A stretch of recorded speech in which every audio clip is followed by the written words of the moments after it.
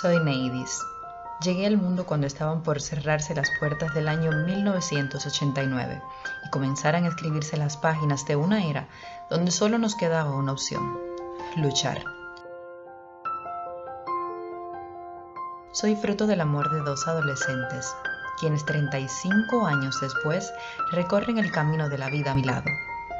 Crecí sin posesiones, sin riquezas, pero bajo los preceptos del infinito amor y la lealtad. Soy Neidis y soy cubana, tierra de guerreras y de guerreros, que desafían las fronteras y hasta el propio destino en busca de conquistar un sueño. A los 22 años abracé mi destino y desde entonces he jurado cumplir mi misión en esta tierra, pues no existe en el mundo satisfacción más grande que devolverle la esperanza a quienes la han perdido.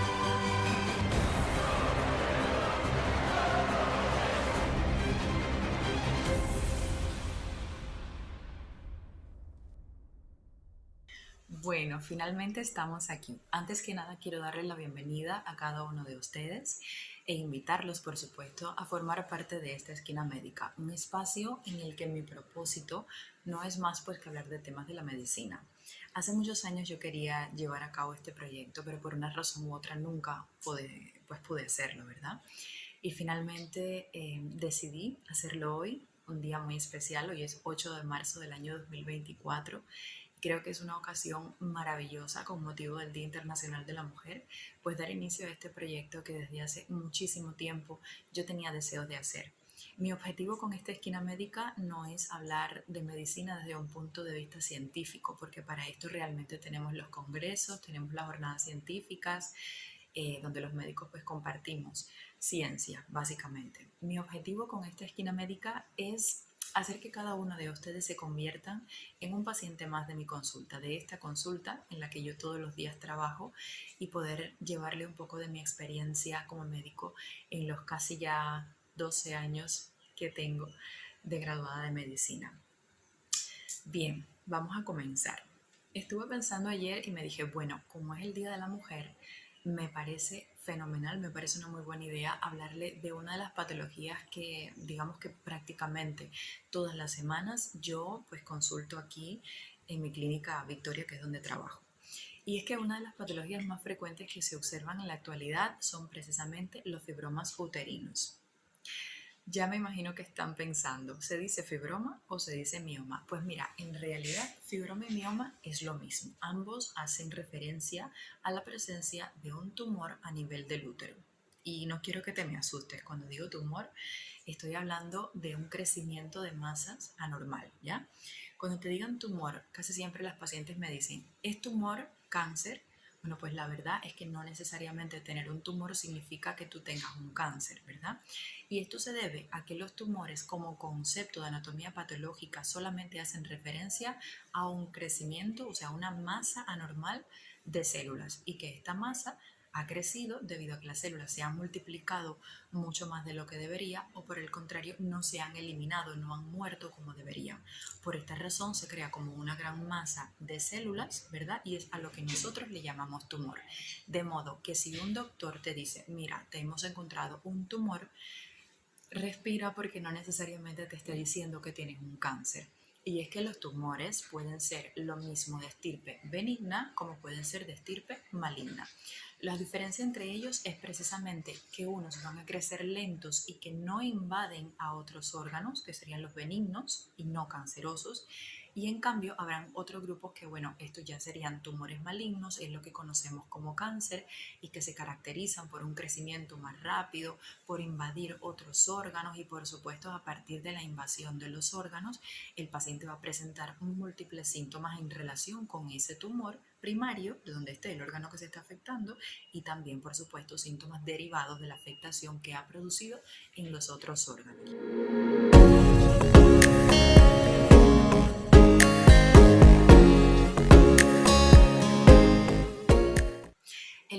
El mioma, digamos que lo vamos a clasificar dentro de los tumores benignos, o sea, estos que no son cancerosos.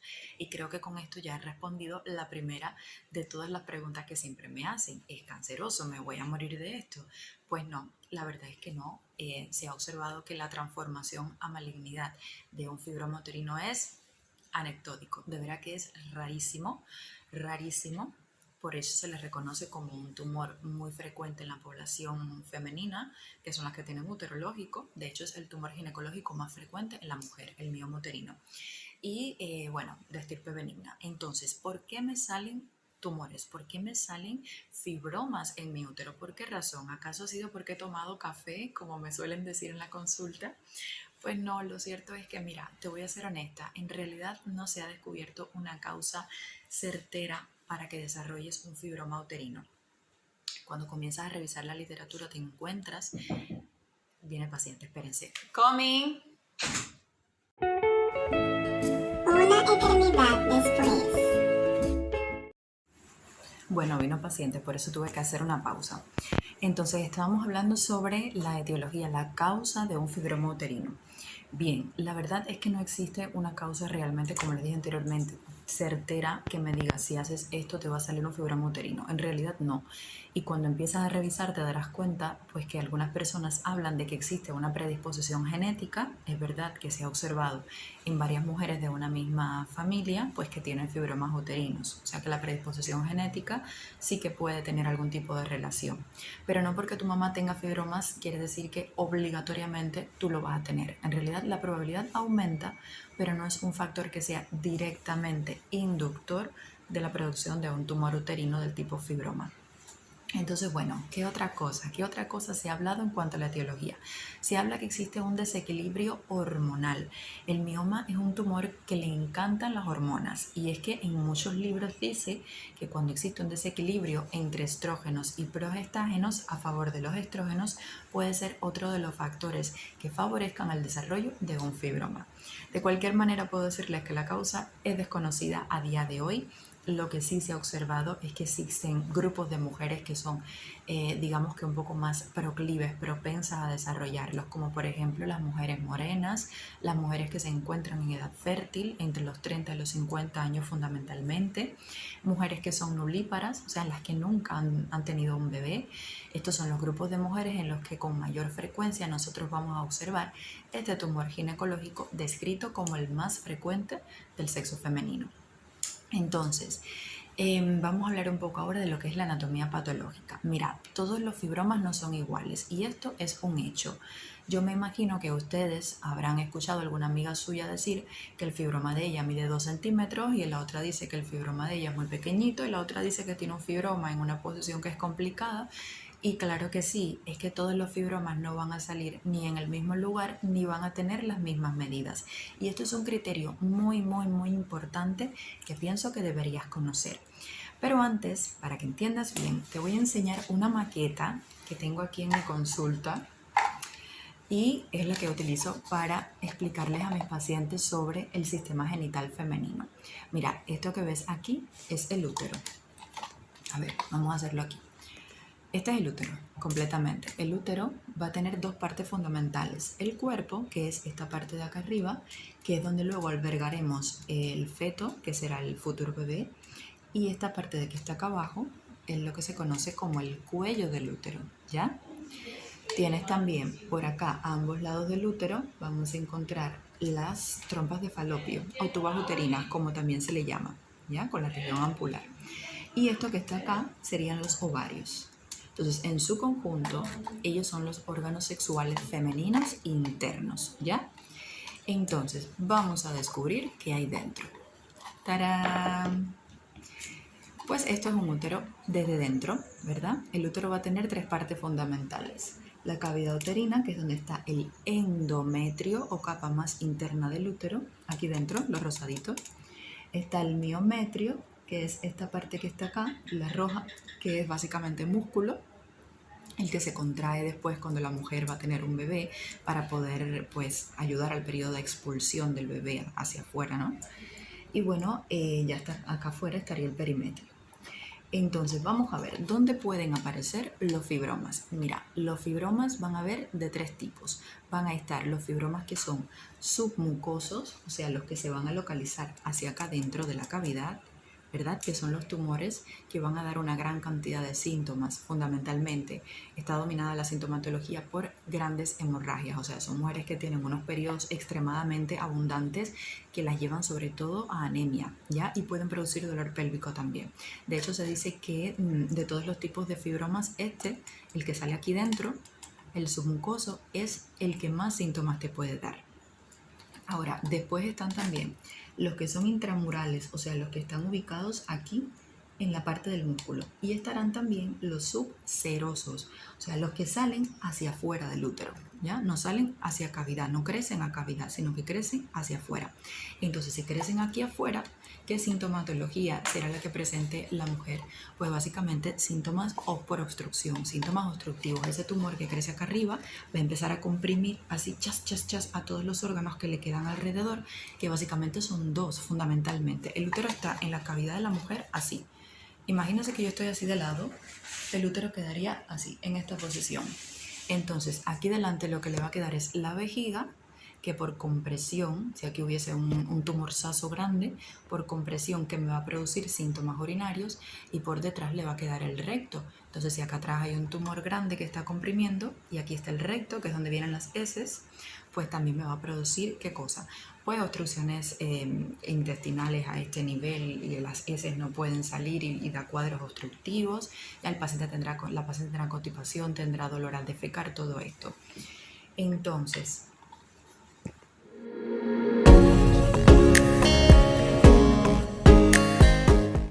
hay unos síntomas que son característicos del fibroma, que son, como ya les dije, las menorragias, los sangramientos abundantes durante el periodo menstrual, el dolor pélvico, sobre todo en los dolores cuando vas a comenzar el periodo menstrual, duele mucho ahí. Y el otro síntoma sería pues palpar el tumor. Cuando es un tumor bastante grande, pues entonces hay mujeres que de tan grandes que son, pues incluso cuando las examinas puedes palpar el tumor perfectamente. Entonces, dolor, tumor y sangramiento son los tres síntomas que van a dominar el cuadro clínico de una fibromatosis uterina.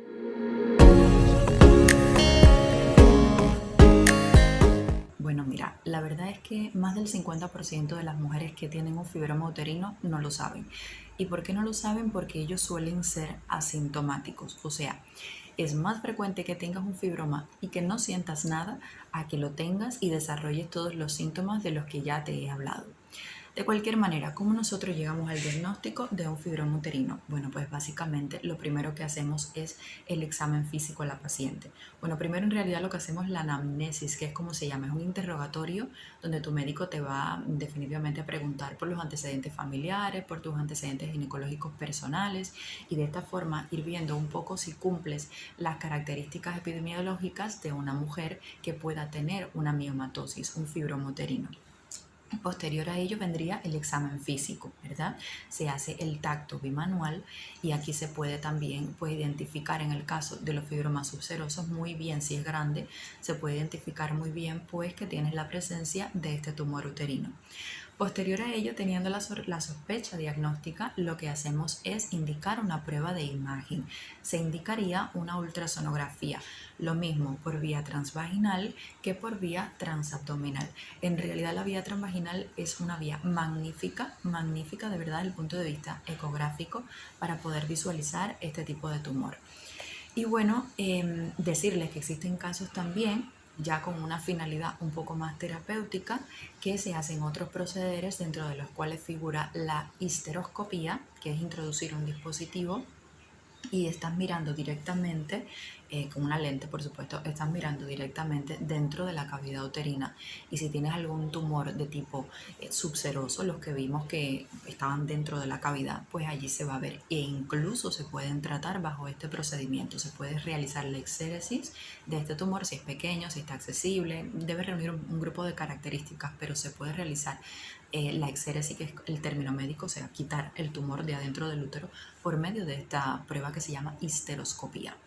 Y bueno, ya hay otro grupo de pruebas un poco más avanzadas para, digamos que tumores más específicos, que es la histerosalpingografía, que esta se utiliza más también cuando la pareja viene a consulta debido a infertilidad, ¿ya?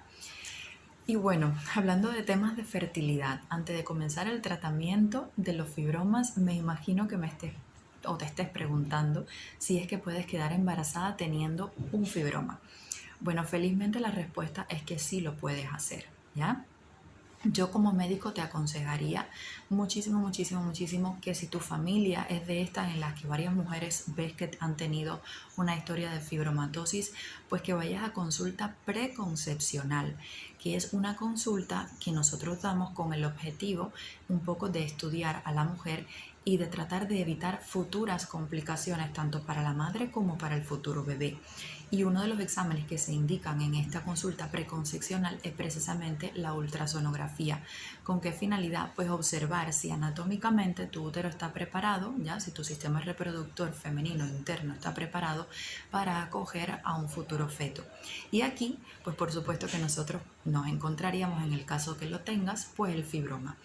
Y es que realmente es de vital importancia conocer la ubicación y el tamaño del fibroma, porque de eso va a depender absolutamente todo lo que viene después.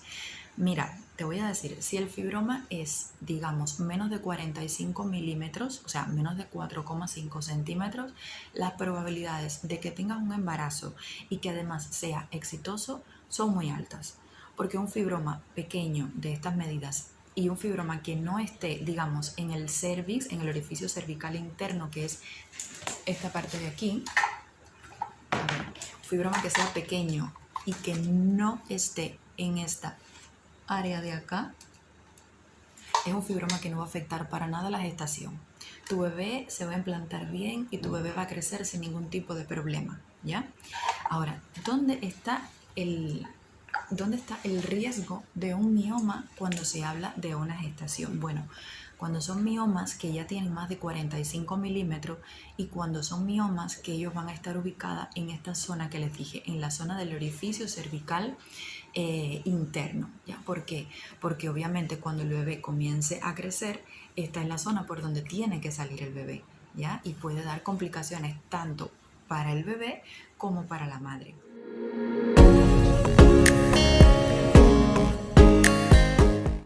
Mira, vamos a suponer que tienes un fibroma justo aquí, un submucoso que está dentro de la cavidad, ¿ya?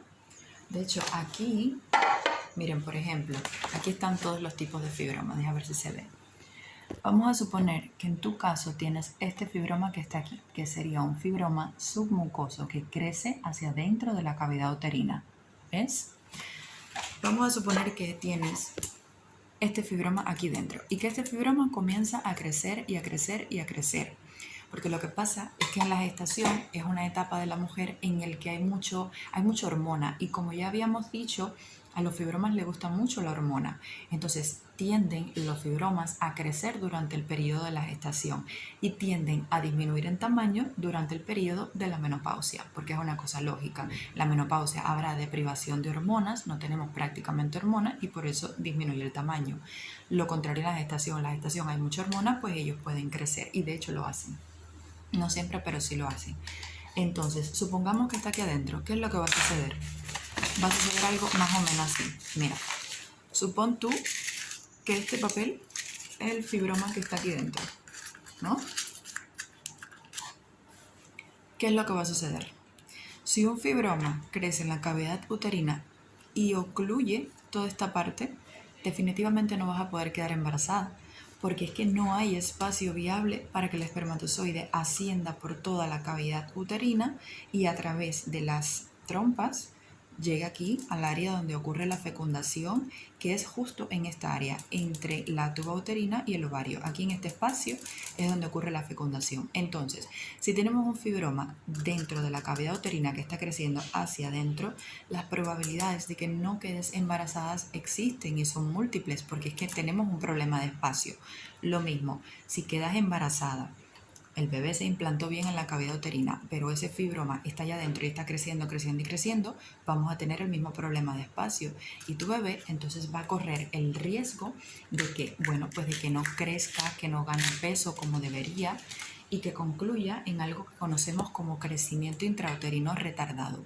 Por eso, las mujeres que quedan embarazadas y que tienen este tipo de fibroma y no lo sabían y quedaron embarazadas, lo que se hace es que se les da un seguimiento con ecografía, se le hace un seguimiento muy estrecho para vigilar pues que el bebé crezca lo mejor posible.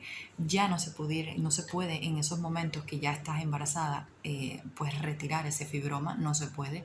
Por eso ya lo que está hay que dejarlo así y hay que evolucionar y tratar de ver cómo el embarazo se logra de la mejor manera. Por lo general, cuando son fibromas muy grandes que están dentro de la cavidad uterina, muchas ocasiones es necesario interrumpir el embarazo incluso antes de las 38 semanas, que es cuando ya el bebé estaría a término.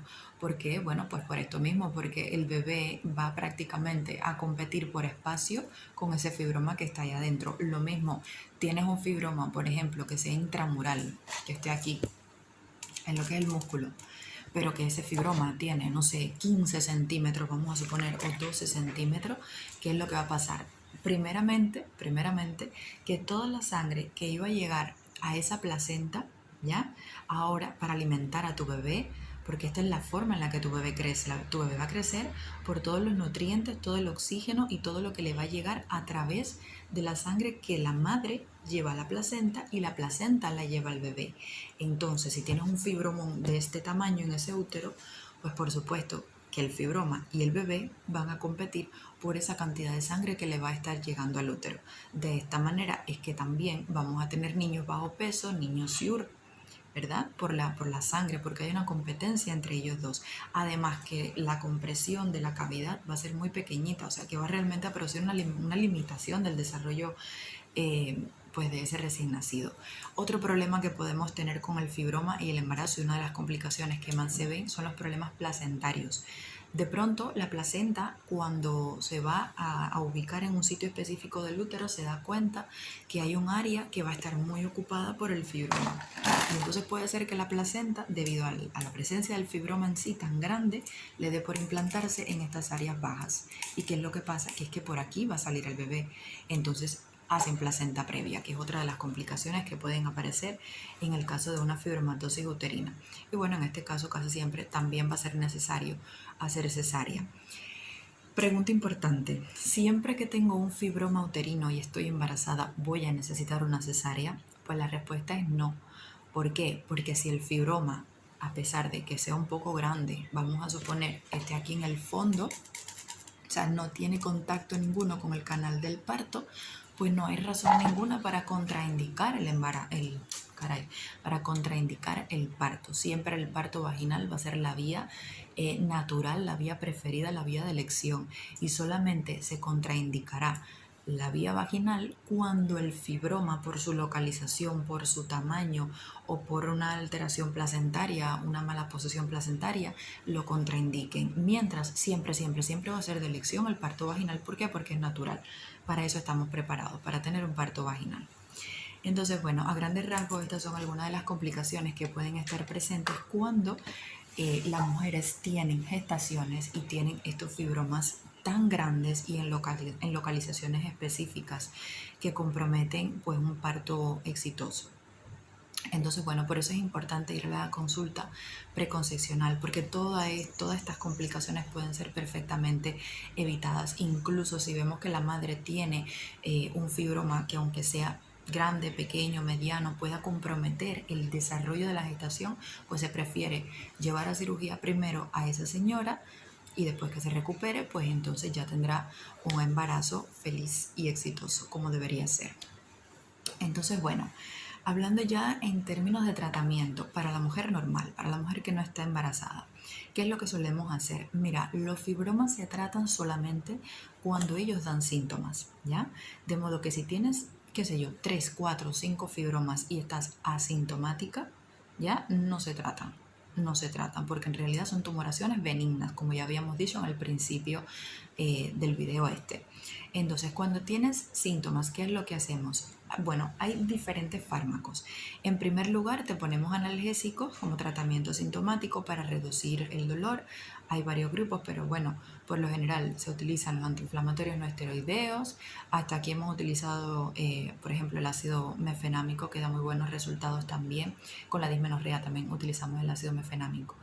Pero bueno, de modo general hay varios, no tiene por qué ser este, hay muchos más. Se pueden utilizar también los anticonceptivos orales, ¿ya? Los combinados. Puedes utilizar el DIU del levonorgestrel, que también lo tenemos aquí. Y bueno, ya unos tratamientos un poco más avanzados, que eso la realidad es que no lo utilizamos aquí en la clínica de rutina, serían los análogos de la GNRH. Que bueno, luego en fisiología les voy a explicar un poco, en fisiología del ciclo de ovárico les voy a explicar qué es la GNRH. Pero ahora sí por arribita, esto va a ser una hormona que va a liberar el hipotálamo a nivel del sistema nervioso central para inducir la liberación de otras hormonas en la hipófisis, que son la FSH y la LH, y bueno, estas dos van a estimular los ovarios para que produzcan estrógeno, que son finalmente pues las hormonas fundamentales que tenemos en nuestro cuerpo, el estradiol, L3. Pero bueno, ya esto se lo voy a explicar más adelante. Cuestión que fármacos que sean análogos de estas hormonas NRH también pueden ser utilizados, ¿ok? Bueno, ya está. Esto es desde el punto de vista médico. Ya desde el punto de vista quirúrgico, bueno, como habíamos visto, si tenemos un fibroma, por ejemplo, y esto es una pregunta que muy frecuentemente me hacen en consulta, siempre que tengo un fibroma, ¿es quirúrgico? Pues la verdad es que no, hay criterios también para llevarte a un salón, porque ya te digo, si tienes un fibroma pequeño, no hay por qué exponerte a una anestesia, a una cirugía, que per se tiene sus complicaciones también, por gusto, ¿verdad? Entonces, cuando llevamos a salón a una paciente, digamos, cuando es una paciente que está muy sintomática, que tiene unas menorragias, o sea, tiene unos periodos muy abundantes que la llevan a anemias de 8 gramos por decilitro todos los meses, bueno, en este caso definitivamente se hace pues la exéresis no del útero. O sea, si la mujer tiene un deseo gestacional, y esto es un criterio importante, al final la conducta quirúrgica va a depender de la edad que tengas, del deseo de gestación que tengas, o sea, si tienes hijos, si no tienes hijos, todo esto va a depender en la decisión. No solamente de que tienes un fibroma y te lo quitamos y te hacemos una histerectomía, no, no es así. En realidad depende de la edad que tengas, del tamaño del fibroma, de la ubicación, de tu deseo genésico, de si quieres tener hijos o ya los tuviste, de todo esto depende. Pero bueno, a grandes rasgos, en una mujer que esté en edad fértil, que todavía no tenga hijos, o sea, que tiene deseos genéticos, que quiere tener una familia en un futuro, lo que se hace es una miomectomía, ¿ya? Una miomectomía es básicamente quitar el fibroma, quitar esa parte que, pues, porque está donde está localizado el tumor. Y bueno, las vías que se utilizan está la vía laparoscópica, está también la vía, hacer una laparotomía, que es donde se abre completamente y se extrae. La vía laparoscópica, bueno, ampliamente utilizada y tiene muchísimos beneficios porque la recuperación es más rápida, porque el dolor postoperatorio va a ser menor y se va a controlar mucho mejor con analgésicos de primer escalón, porque además la estancia hospitalaria va a ser mucho menor, o sea que hasta en un tema económico es realmente beneficioso la cirugía laparoscópica, porque te evitas también complicaciones que sí tienes con la parotomía, como por ejemplo es el caso del hilo paralítico. O sea, es una cirugía que hoy en día el mundo va dirigida a eso, a hacer cirugías no solo en ginecología, sino en las demás especialidades. Se está viendo que la laparoscopía definitivamente es muy superior a la vía abierta en procederes como este, como una miomectomía, por ejemplo. Entonces, bueno, se lleva a salón a estas señoras que son muy sintomáticas, que de verdad lo requieren porque comprometen incluso su vida.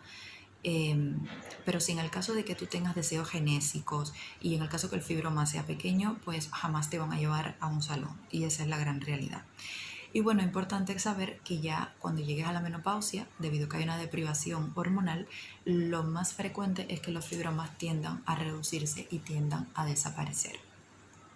No siempre lo hacen, pero realmente fisiopatológicamente es lógico pensar de que sí van a disminuir en tamaño.